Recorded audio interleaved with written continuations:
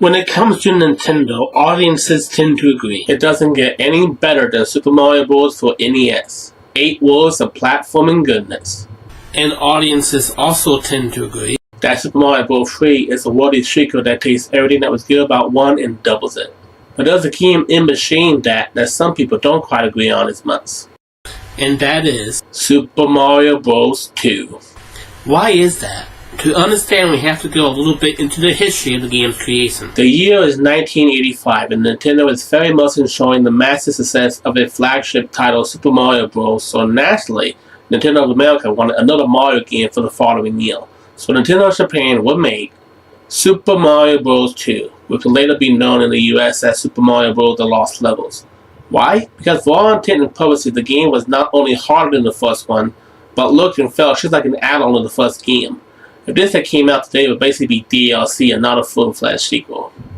Fearing that this would kill the popularity of the Mario franchise, Nintendo of America decided to do something drastic. So Nintendo took another Japanese title called Yum Kocho Doki Doki Panic and added Mario sprites and power-up to the game, making it the first ever official Mario hack in gaming history. This is why Super Mario Bros. 2 felt and looks completely different from both 1 and 3. As kids, we of course knew nothing about it and took the game at face value. But growing up, it left a bitter taste in a lot of gamers' mouth. Not to mention the fact that at the end you find out it's all just Mario's shame, so yeah. But does that really make this a bad game? Today I'm going to explain why I think Super Mario Bros. 2 is worthy of being a successor to Super Mario Bros. 1.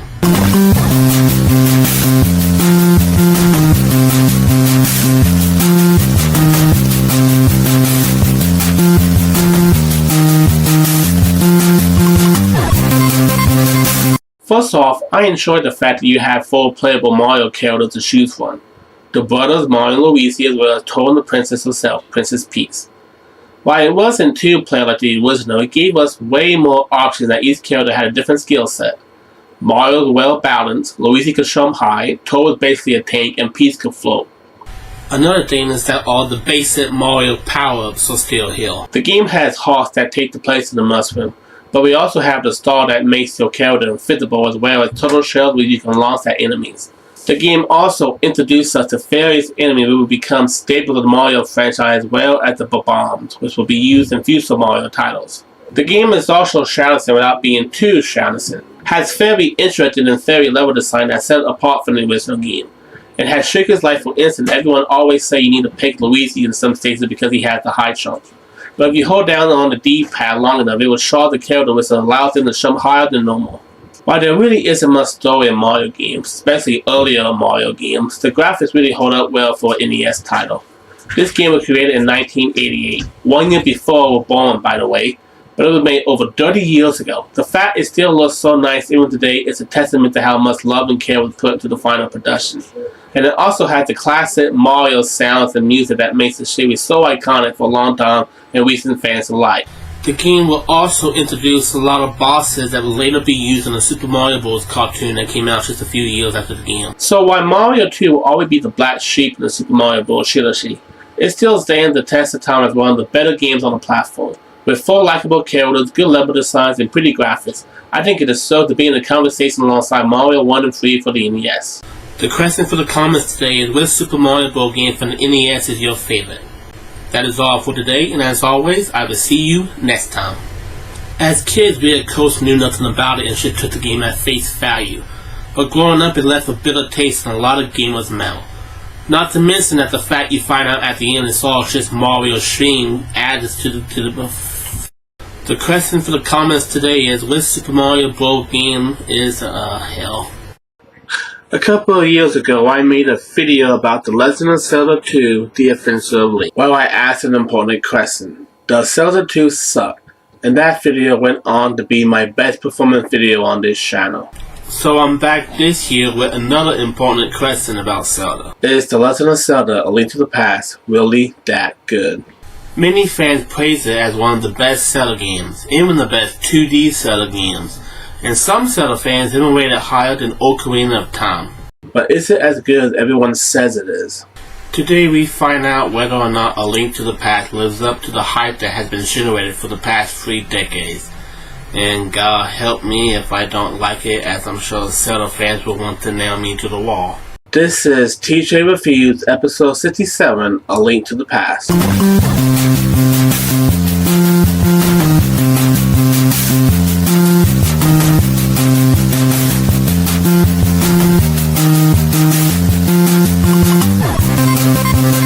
Right out of the gate, the game already produces a strong aura with its title screen and introduction music.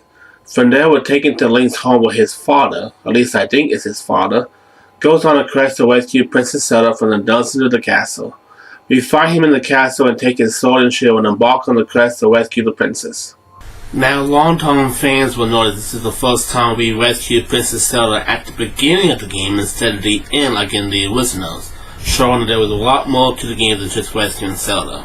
Anyway, once you have your weapons, you can attack with the B button and use your shield to block some attacks. The Y button uses your secondary weapon like the boomerang, S takes you to the map, Start takes you to the inventory select screen, and A allows you to pick up pots and talk to people. From there, you explore the castle until you find Zelda in the dungeons and make quick work of a guard by throwing pots at him. You then get the Master Key and unlock Zelda's cell and escort her out of the castle through a secret passage found in the throne room. After that, you're going through dark tunnels and fighting rats and snakes.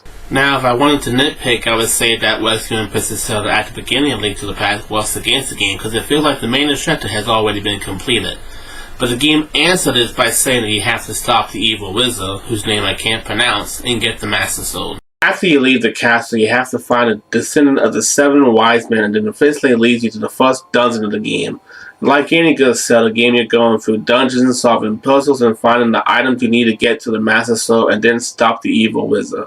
Which just turns out to be Ganon again, which I think was the point, but after building up this new feeling, it's kind of disappointing that we should see Ganon at the end again. It's kind of like how Mario 2 introduced us to a new big bad only for Mario 3 to go back to Bowser. The basic story is the evil wizard trying to break the seal of the 7 wise men, and he's using girls like Zelda to complete the task. Link is sent on a quest to save Hyrule for him, and to do that he needs the Master Sword. Graphics are also very good. It seems like every time I play a game from the Super Nintendo library, I notice how impressive the graphics still are even to this day. Unless you already knew, you would never think this was made clear back in 1991 on a retro console like the Super Nintendo. You would think it was made today. And of course, the game music is iconic, just like the Super Mario franchise. I really can't think of much in terms of flaws. The game isn't broken by any stretch of the imagination. The controls are responsive, the gameplay is fluid, and everything makes sense. The puzzles and finding out what to do next can be a bit cryptic, but having played the original 2 games, I already know that's par for the course. So, coming to the conclusion of this video, will I say the game is as good as they say? Yes. Will I rate it above Ocarina of Time, which is my personal favorite of the franchise? No. But I would say that it's definitely a worthy number 2. So overall, A Link to the Past is definitely worth the hype. I can see why many Zelda fans will rate it as their favorite 2D Zelda, or even favorite Zelda in general. Everything works in its favor, and it puts the Super Nintendo on another level after titles like Super Mario World and Super Metroid. The question for the comments today is, where will you rate A Link to the Past in the Zelda franchise? Let me know, and as always, I will see you next time. Many Zelda fans rate it as one of the best Zelda games. I'm rating it as the number... crap. Now, if I wanted to nitpick, I would say that rescuing Princess Zelda at the beginning of the game works against A Link to the Past. Oh, hell. What? You're telling me there's a Ninja Gaiden game on the Sega Master System? That's right, and it's not a port. It comes with its own story and level design. I must tell the masses. The Sega Nation deserve to know. Good luck.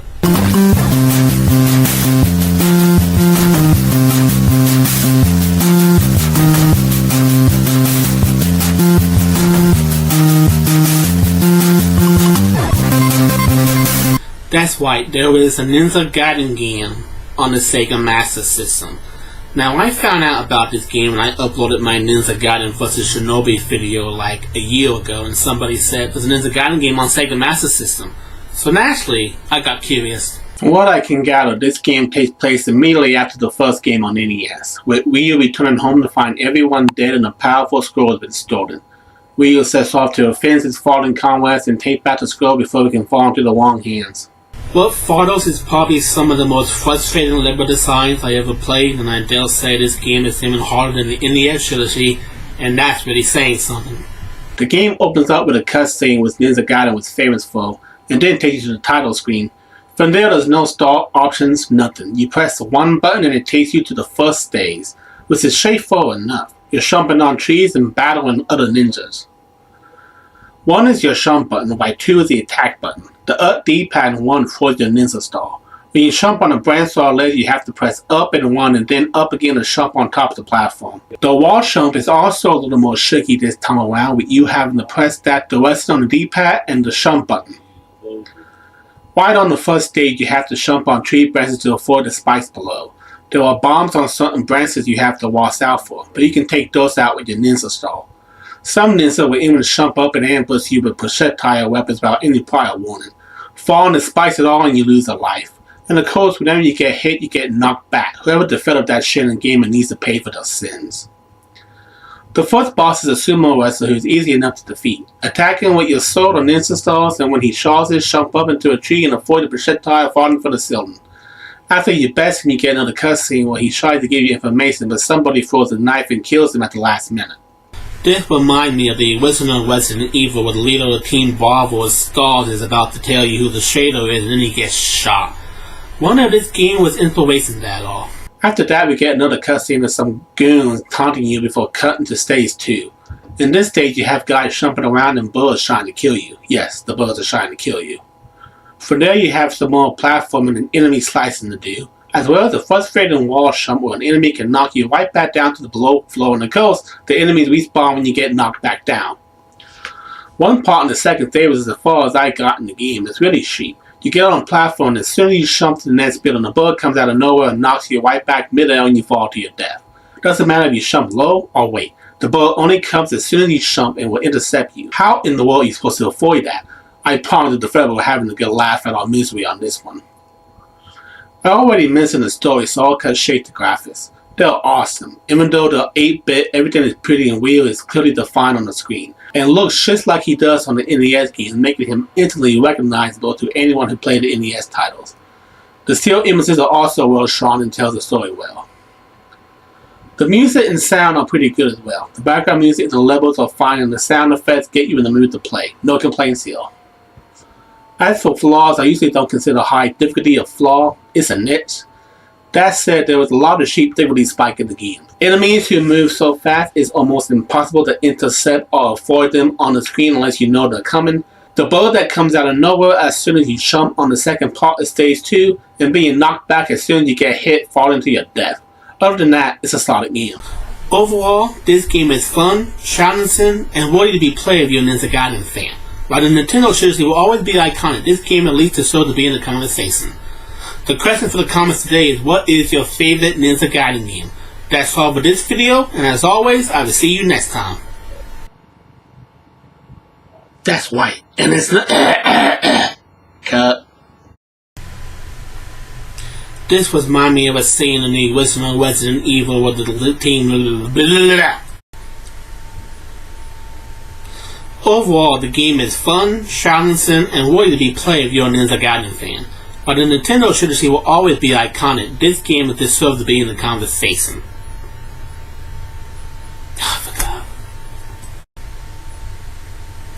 Overall, this game is fun, challenging, and worthy to be played if you're a Ninja Gaiden fan. While the Nintendo trilogy will always be iconic, this game at least deserves to be in the conversation. The question in the comments today is, what is your favorite Ninja Gaiden game? Until next time, fuck!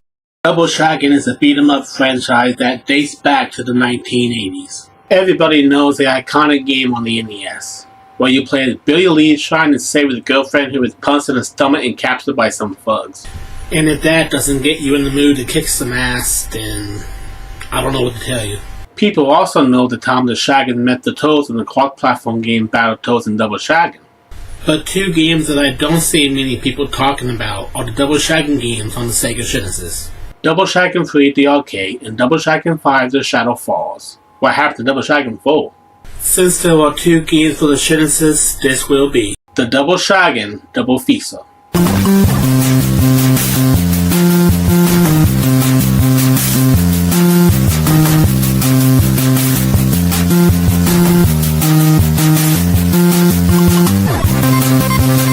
I'll start with Double Dragon 3.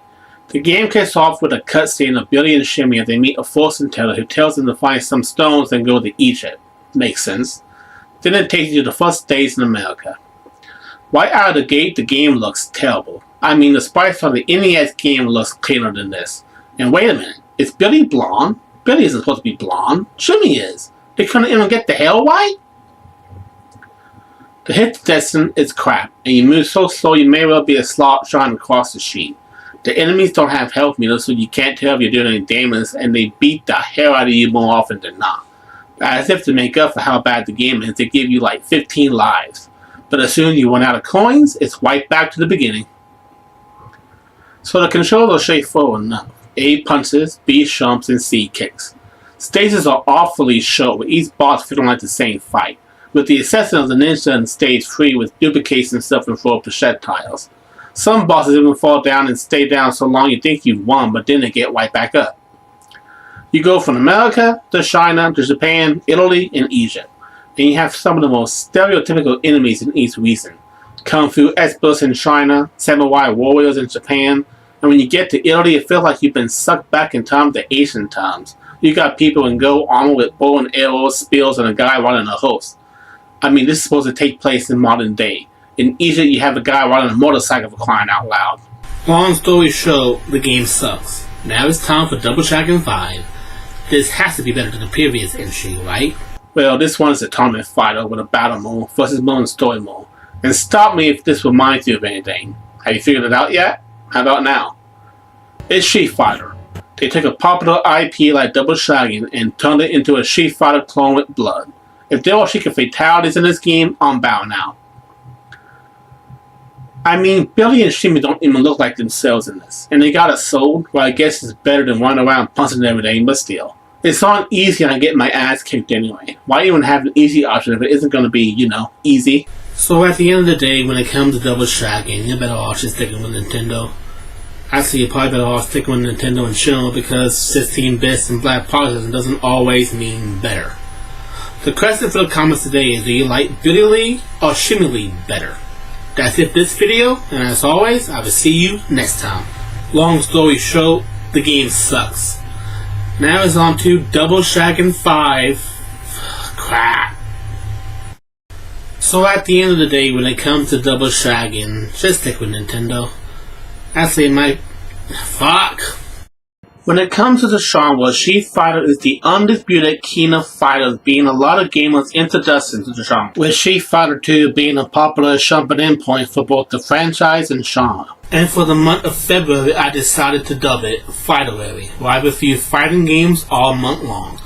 Now, a lot of people will probably play Street Fighter for the arcade or Street Fighter 2 for Genesis and Super Nintendo, but I decided to go out of left field and play Street Fighter on Windows DOS. Yes, it is 6. And yes, it's bad. This is why Street Fighter on DOS just doesn't work.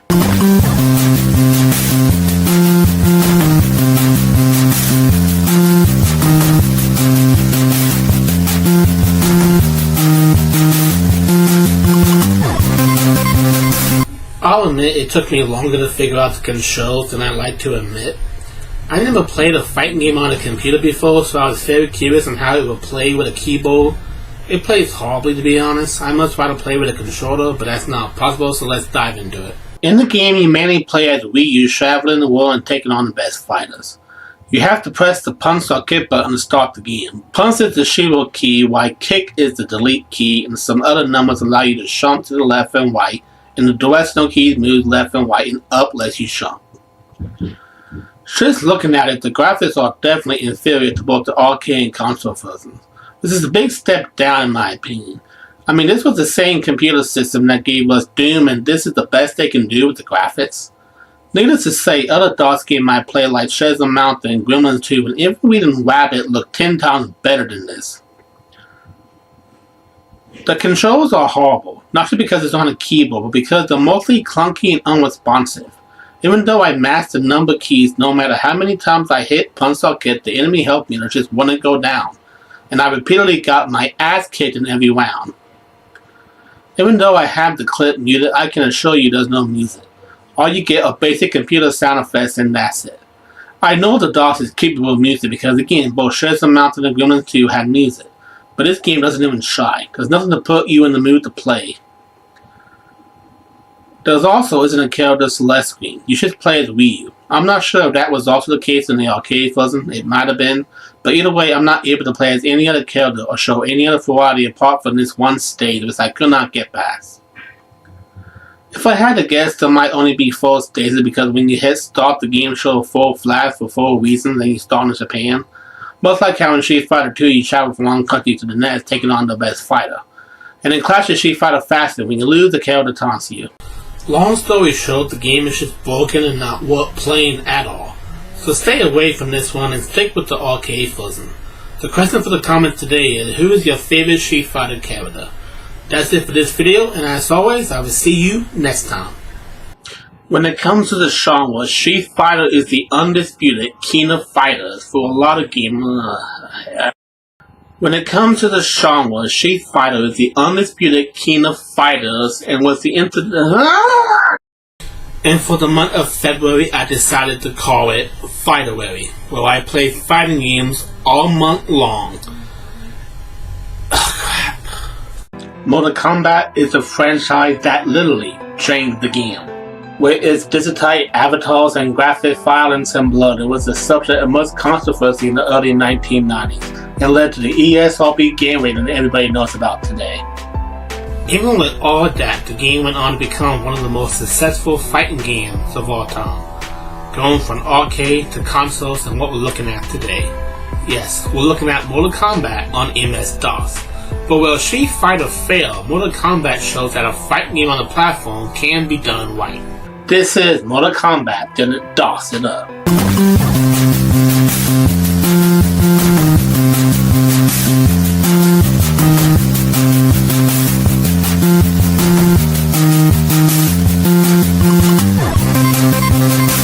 Much like with Street Fighter, it took me a while to figure out the controls on this game, considering I'm playing it on DOS without a manual or anything.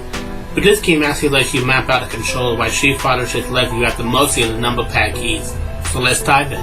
Right out of the gate, look at it. Just look at it. While Street Fighter physical was downright laughable, Mortal Kombat looks like a respectable port of the popular arcade fighter. It looks just as good as MK on Genesis or the Super Nintendo.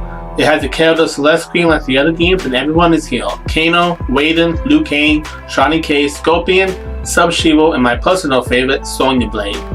You go down your Mortal Kombat tower and fight the other fighters until you get to the endurance levels, and the final bosses in Goro and Shang Tsung. And the controls are a lot more responsive than in Street Fighter. The movements were fluid, and I felt like I actually had a fighting chance in this game.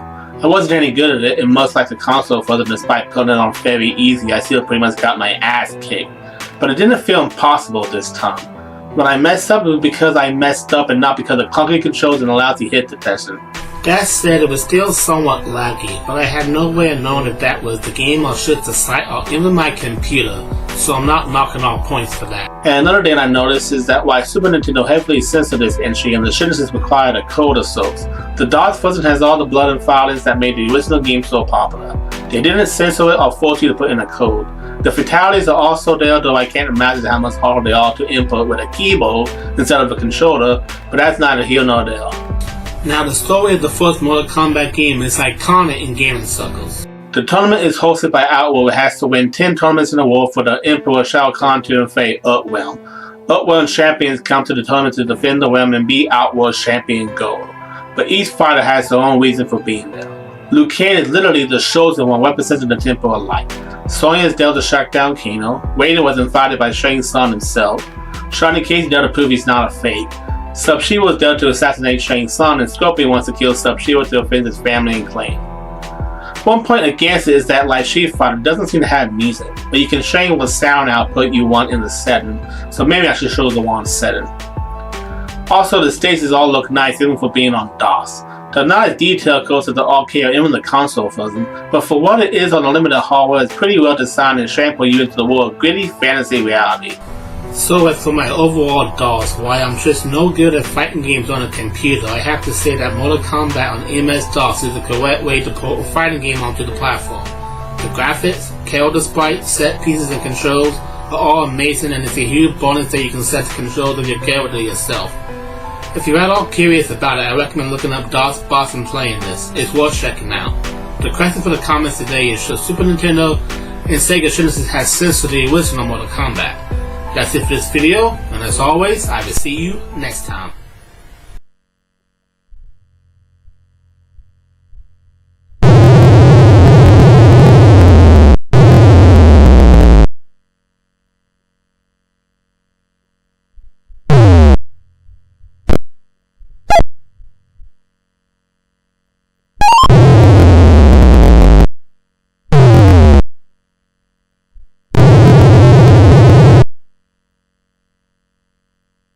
Dead or Alive might be one of the most underrated fighting games in gaming history. When it comes to the fighter space, it is dominated by games like Street Fighter and Mortal Kombat.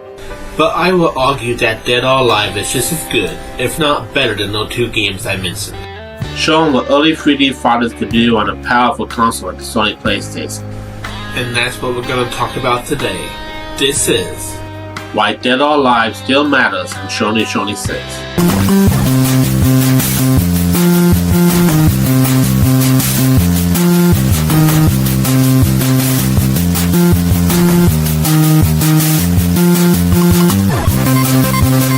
Dead or Alive opens up with a beautiful info sequence getting you in the mood to play, and then the title screen. From there you have your character's select screen, which shows each fighter such as Kasumi, Tina, and even Ryu, and there's a guidance in this game. Once you pick your fighter in tournament mode, it's time to begin. The game character models and 3D environments have aged rather well, all things considered, comparable to games like Tekken, Soul Blade, and First World Fighter. Each button triggers a different move or command with the D-pad moving your character. You can punch, kick, grab, and do special moves all at the touch of a button, making it perhaps one of the more easier fighting games to just pick up and play. You're going to notice in the gameplay footage that there is some lag. This is because I had to use a PlayStation 1 emulator to play this game because I misplaced my PS3 controller charger and my PS2 is damaged, so this was the only way I had to play the game. If I had to name one flaw, is that the game doesn't have much of a story mode of any kind. In tournament mode, you just fight every fighter, the bonus, boss character, and that's it. There's no ending cutscene or anything. It just cuts straight to the credits and that's it. I also have to note the fact that this is Ryu's first appearance in a 3D video game before his Ninja Gaiden game for S-Boss came out, so that's pretty special. Good for him. One thing that I'm sure people noticed him back then is the Shigo visit of the female fighters. Various female fighters rest with Shigo alongside the movement. I don't think this ages fairly well and is a product of its time, very spectacle over subtlety, but I don't think any knowledge was intentional. While on the subject of that, I have to say the graphics are very good, even if this was the early stages of blocky polygons and the likes. The physical tell the story and everyone looks amazing, including the backshots and the music and the sound effects add to the experience and provide much needed flavor to make the game stand out next to the fighters I have already mentioned. So overall, do I think Dead or Alive is good? Yes. Does it still matter in Shoney Shoney 6? Definitely. This game paved the way for many other 3D fighters and tested the waters for early 3D fighting games, and 3D was a hiccup a lot of developers were still trying to figure out. While I'm sure future titles in the DOA franchise improved upon the original still sets the tone for everything that came after, and that is a beautiful thing. The question for the comments today is, do you think Dead or Alive is an underrated fighter? That is all for this video, and as always, I will see you next time.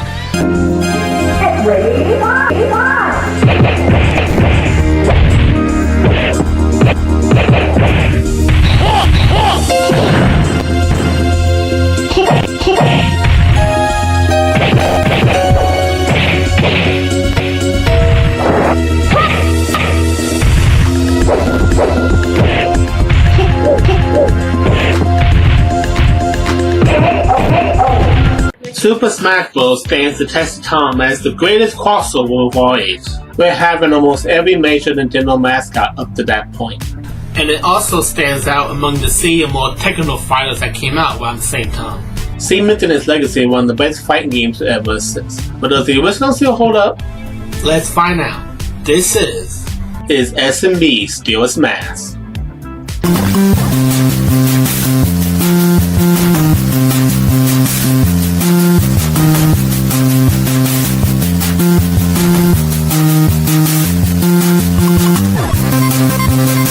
Right out of the gate, the game starts off with a beautiful opening sequence that showcases each major fighter and even bonus character before taking us to the title screen.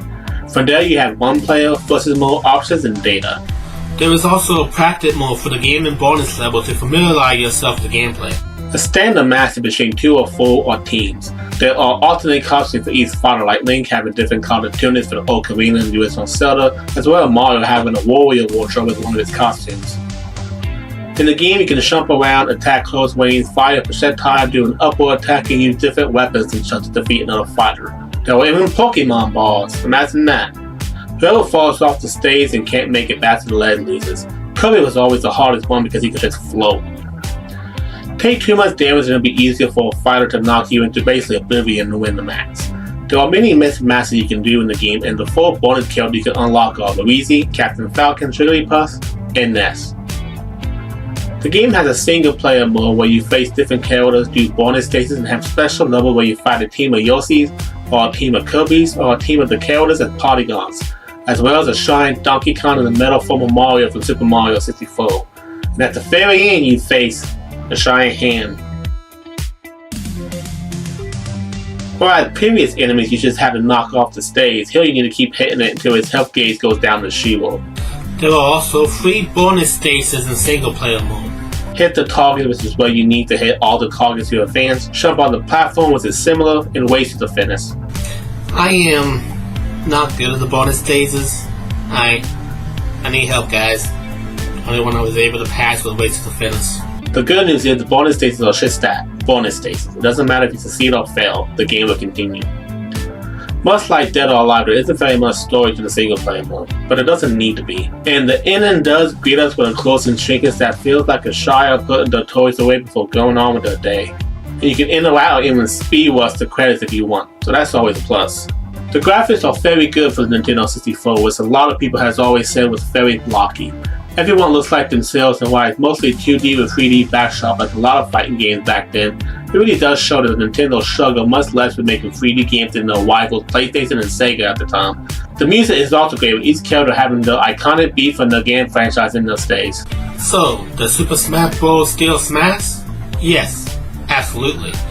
I think it stands as one of the best fighting games in crossover series, which is more evident by the fact it's still going strong today, with even more characters to choose from than the original.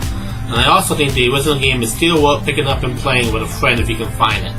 The question for the comments today is, who is your favorite Nintendo mascot?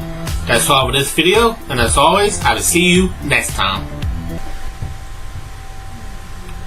There is also a practice mode for the game and bonus stages to... crap.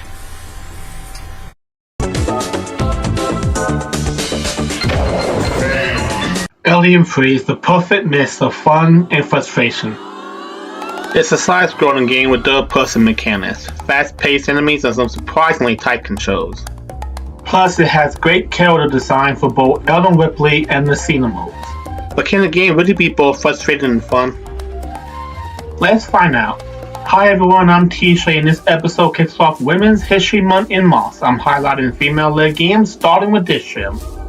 Is Alien Free the right level of frustration?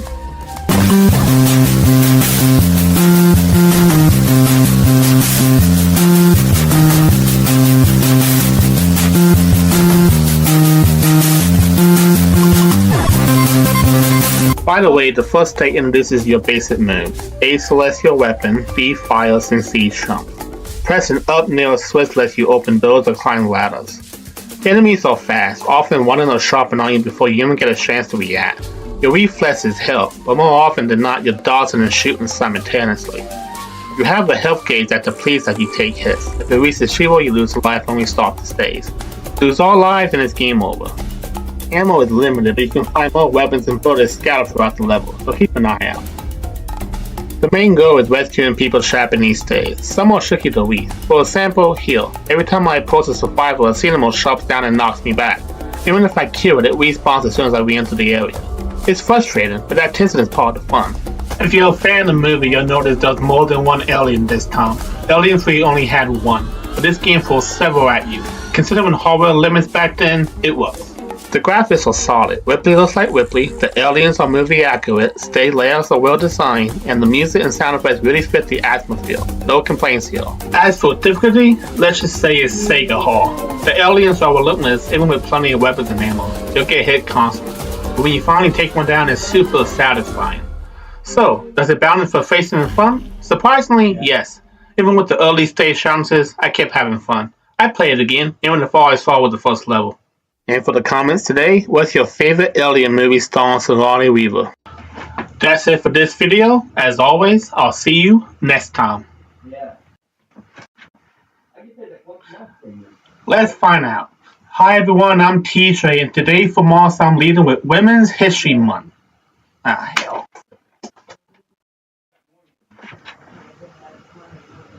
Let's find out. Hi everyone, I'm TJ, and this leaves me with the...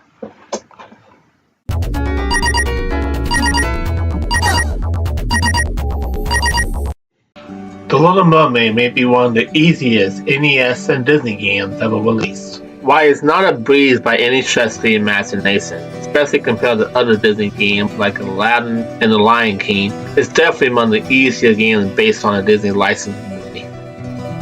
Alongside the artwork, graphics, and delightful 8-bit music, the game really makes you feel like you're under the sea with Ariel.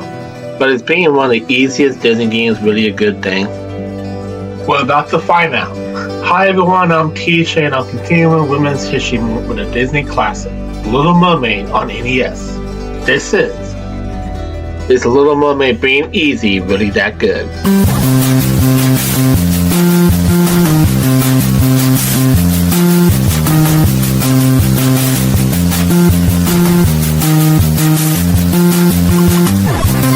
The game starts you off at the title screen with a rendition of Under the Sea playing until you press start. From there we get a cutscene, which was still fairly well for NES games at the time, showing Ariel and Eric while the plot from the movie is explained.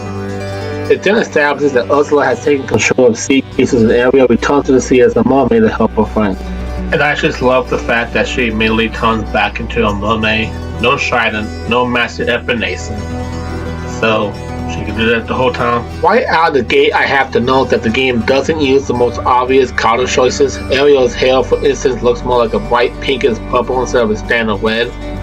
I know the NES was capable of red color, so I don't think that was the issue. I think they leaned into softer, watery tones to enhance the underwater atmosphere. And honestly, I think it works in the game's favor. The A button releases an item, like a seashell, from Ariel's grip, and also allows her to scoot along surfaces where she can't swim.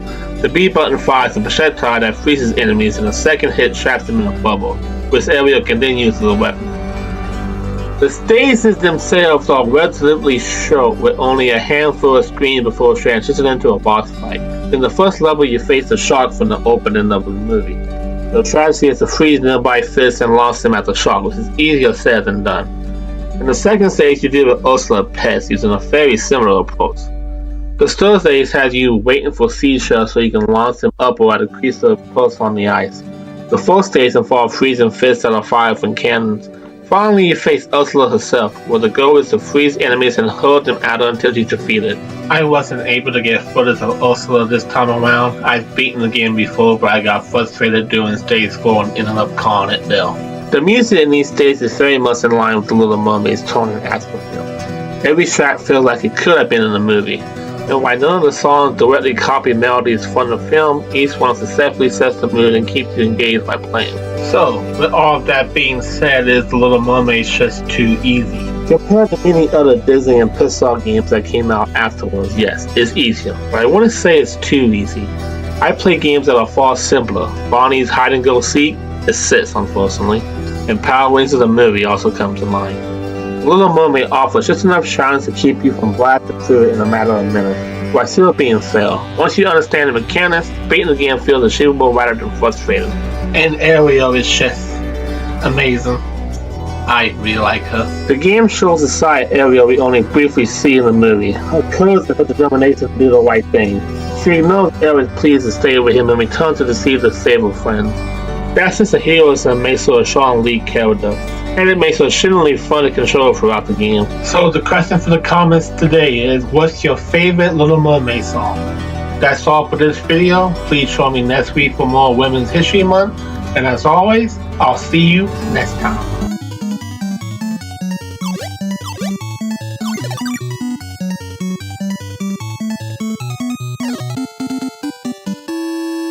Xena Warrior Princess may be one of the worst games on the PlayStation. With clunky controls and a horrible graphic window, it's an experience you can only truly understand by playing it yourself rather than just watching footage. And I'm here to tell you exactly why. Hello everyone, I'm TJ and I'm continuing Women's History Month with a review of Xena Warrior Princess. This is Everything Wrong with Xena on PlayStation.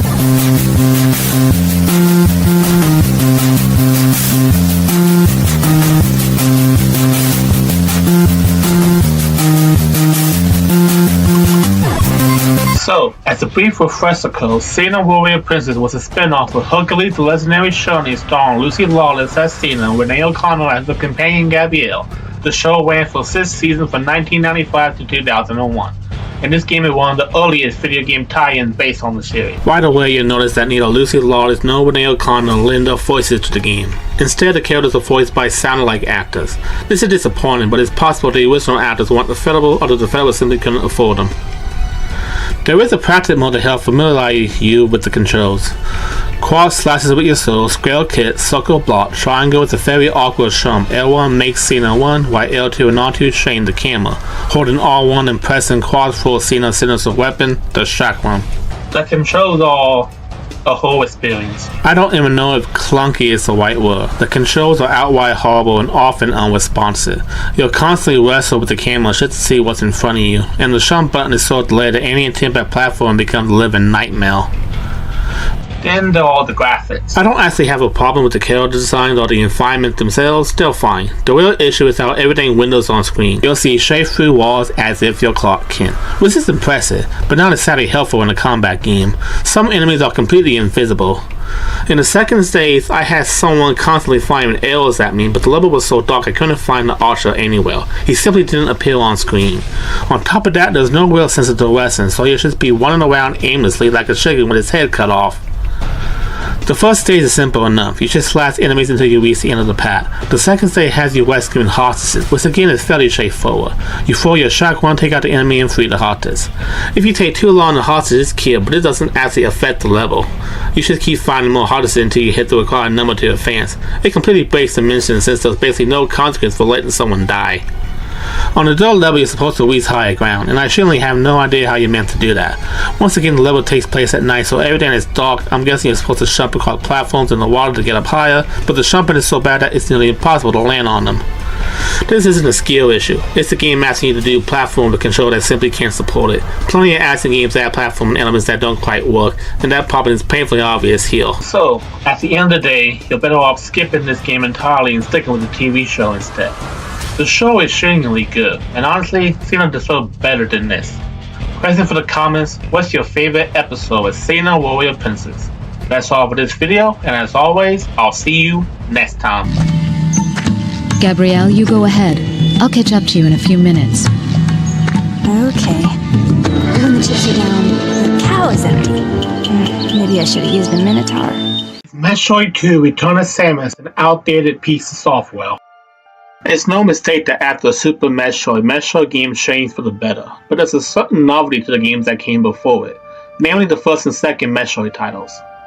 And believe me, it's been a long time since I last reviewed a Metroid game, all the way back in Season 1.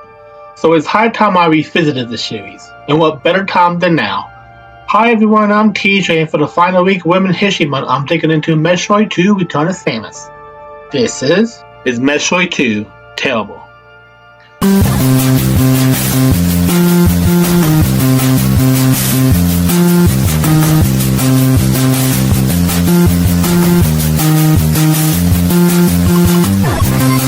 The first thing I want to talk about is the graphics. It's a notable improvement over the original NES game. Samus looks great and the colors really pop, even though most people originally played this on the blurry black and white screen of the original Game Boy.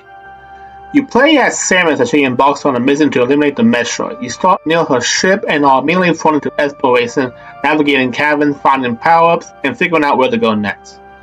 Like any good Metroid game, progression is tied to power-ups. Missiles, called rockets here, are the only way to defeat Metroids in open red doors. You also got the morph ball and bombs, which let you access new areas.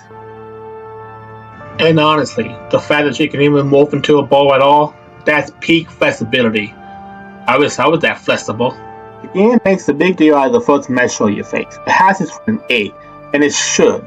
The game is literally called Metroid, but try as I might, it floats all over the screen and I can barely land a hit with my missiles. Amateur, excuse me? I said amateur. You can't even beat the first Metroid enemy? Hey, the game has A's a bit, and combat is limited. Oh sure, blame the game. Where I come from, we call that a skill issue. Let me show you how it's done. It's just that easy. Anyway, after defeating the first Metroid, the game really opens up. You explore more areas, fight enemies, and farm in for health and missile refills. And when your energy gets low, you're treated to that loud, annoying beeping noise, something that will become a staple of the franchise. Unlike its successor on the Super Nintendo, Metroid 2 predates the mini-map. However, it does introduce save points, allowing you to record your progress so you don't have to restart from the very beginning when you die. That said, the game does not refill your health when you save, so if you save with low energy, you're coming back with low energy. The game really excels at exploration. If you want to make progress, you have to poke around, development, and sometimes just trust your instincts, much like the original Metroid or even the early Zelda games. It also creates a powerful sense of isolation, which is peak Metroid energy. That lonely, hostile atmosphere is one of the things that makes the series stand out from other Nintendo games through the era. The music is also surprisingly strong, arguably iconic. The sound effects are memorable too, from the Samus and arm cannon and missiles to the bombs going off. It's all classic 8-bit goodness on your screen. So with that said, is the game bad or just dated? While Metroid 2 is definitely dated, it's far from a bad game. I had a lot of fun playing it, and for the most part, it's fair in its difficulty. The game rewards exploration and out-of-the-box thinking, and while it may pale in comparison to later entries, its DNA is still felt throughout the entire series. You might not love it, but if you're a Metroid fan, it's a game worth respecting. Question for the comments today, what do you think of Samus Aran as a character? That's it for this video. Thank you so much for joining me, and as always, I'll see you guys next time.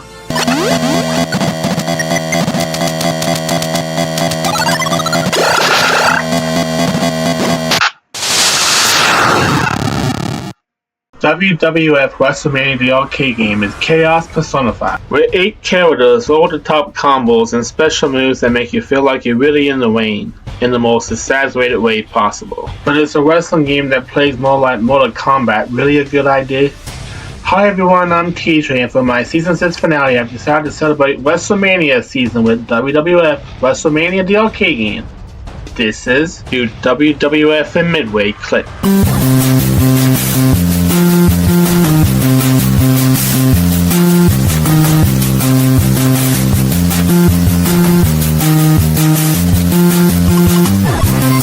Right away, you're taken to the character select screen. Your choices include Doink the Clown, Waste of the Moon, The Undertaker, Yokozuna, Shawn Michaels, Bam Bam Bigelow, Bret Hart, and Les Luger. After you select your character, you choose either the Intercontinental Championship or the World Wrestling Federation Championship. If it's your first time playing, I strongly recommend starting with the Intercontinental title. You'll go one-on-one with the computer, and the world title pits you face 2 opponents at once, which can be overwhelming for beginners. First off, everyone has a health bar. When your health reaches zero, you're pinned and you lose. There's no count, your opponent simply covers you and wins the match. Every match is a 2 out of 3 falls setup emulating the traditional 2-round fighting games of the past. Another thing you need to know going in is that learning the moves is important. Button masks will only get you so far. I got my ass kicked as Taker, Michaels, and Waste of a Moon because of this. The only man I made any real heavy with was Bret Hart. Gotta love Bret. When you win a match, you move on to your next opponent, or opponents, until you finally win the title. Controls include a punch, what I assume is some kind of grapple, and a kick button. Missing buttons causes different effects, and I was pulling off moves without even knowing how I did them. If you lose the match, you're sent back to the character select screen, just like in Mortal Kombat. You're given a 10-second countdown. If you don't continue, it's a game over. Hit continue, pick another wrestler, and you'll jump right back in where you left off. There are infinite continue, which is definitely appreciated.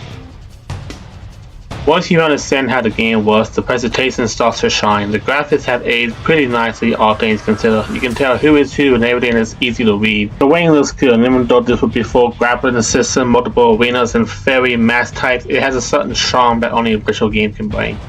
The sound effects and small bits of voice acting give the game this personality, and everyone's entrance music is here in simple 16-bit glory. It's easy to pick up and play, and honestly, I play it again, despite getting my ass kicked more often than not. I guess we reached the end. I've enjoyed this time with you all. I love playing games and making videos, and I'm blessed to be able to do what I love.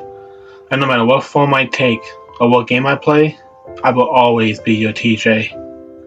I like to think that in a sea of loud voices and 40-minute deep dives I'm with Fresh Cell, I won't forget one line of this. Not one. I will always remember when TJ was me.